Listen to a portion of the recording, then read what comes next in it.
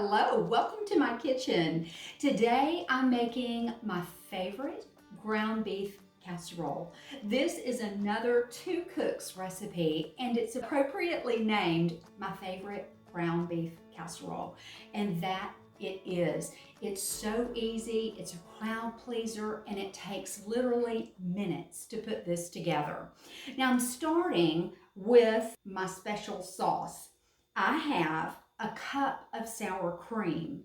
And to this sour cream, I'm adding 4 ounces of cream cheese. In the comments, I will give you the 9x13 version of this recipe, but it's just my husband and we will devour this size.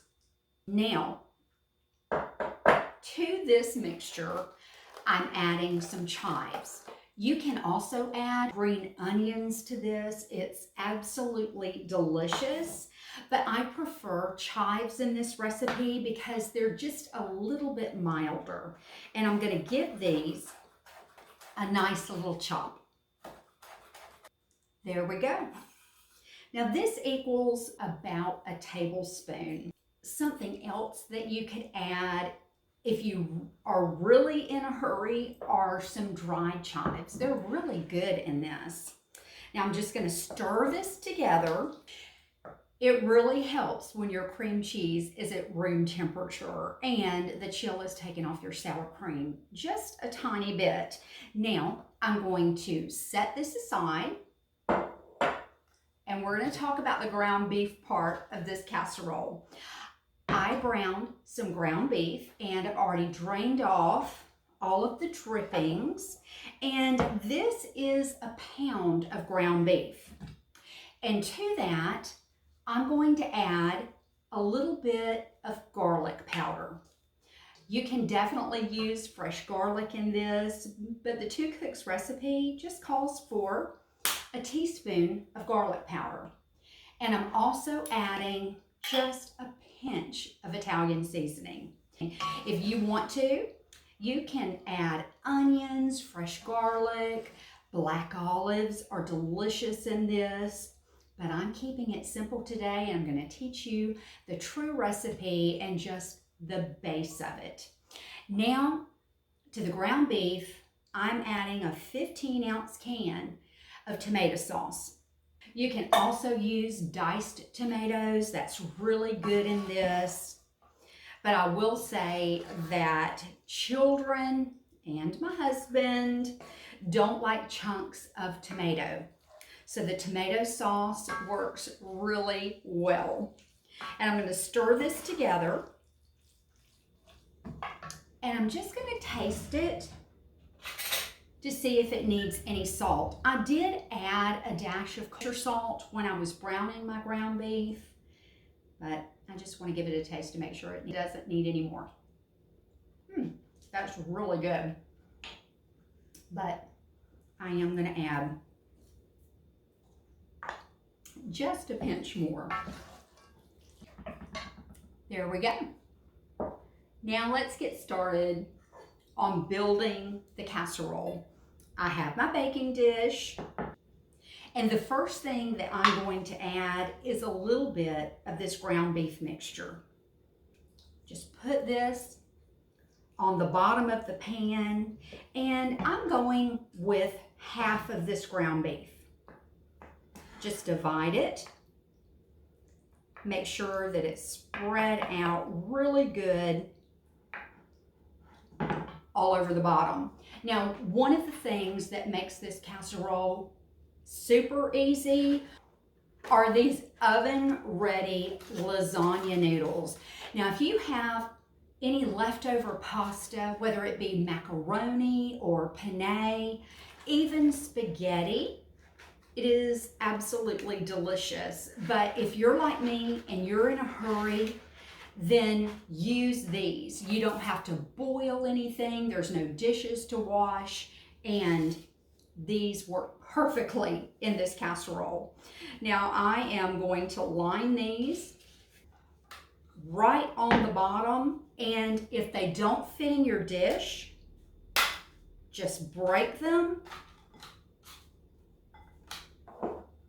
And on top of that, here goes my cream cheese mixture.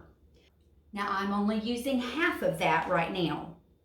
And I'm going to spread this out. Actually, you can just dollop it on. As it cooks, it's going to spread out more evenly, but you just don't have to spend a whole lot of time making sure that it's spread all the way to the edges. It's another reason I love this casserole. Now, I've got the rest of my ground beef mixture. I want to make sure that I get all of that good stuff. And this is the kind of thing that you can make ahead and put in the refrigerator, or if you're taking it to a family in need, they can put it in the freezer. Just put it in one of those tinfoil pans. They can pop it in the freezer and take it out when they need it. Just let it thaw completely and then cook it according to the directions. Now I'm spreading this all around. Y'all are not going to believe how good this casserole is. Now for one more layer of noodles. And last but not least, I have some colby-jack cheese. And this is about 1.5 cups.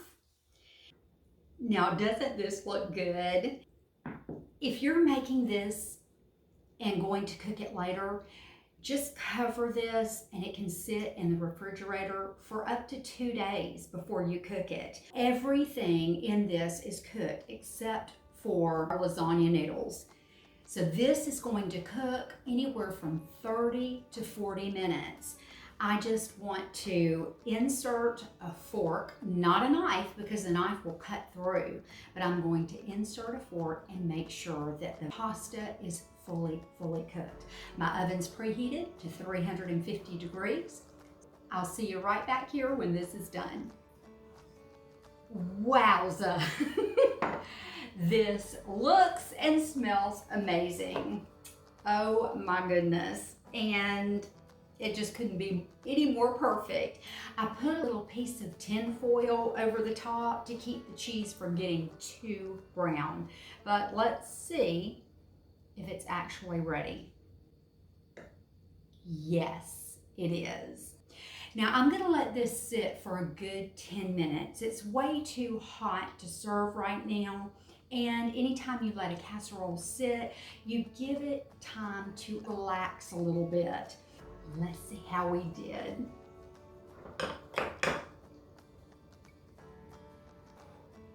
Oh my goodness.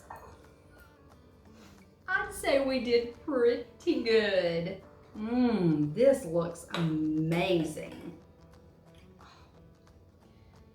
This looks a lot like lasagna, but I assure you, the only thing that's the same is that there's lasagna noodles.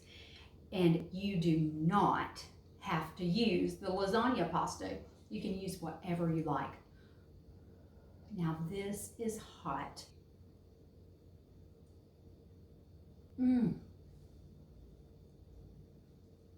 Every time I eat this, I know exactly why it's my favorite ground beef casserole. Listen, you've got to try this for yourself. It's so good. It's the perfect casserole to take to someone that's a little under the weather, or maybe just had a baby, or to a hurting family that's just lost someone, as we have. You've been a blessing to me. You are a blessing to me. Thank you for every one of your comments. Thank you for the sweet words that you've sent privately. My heart overflows. Share this with your friends. Press that like button. I'll see you next time.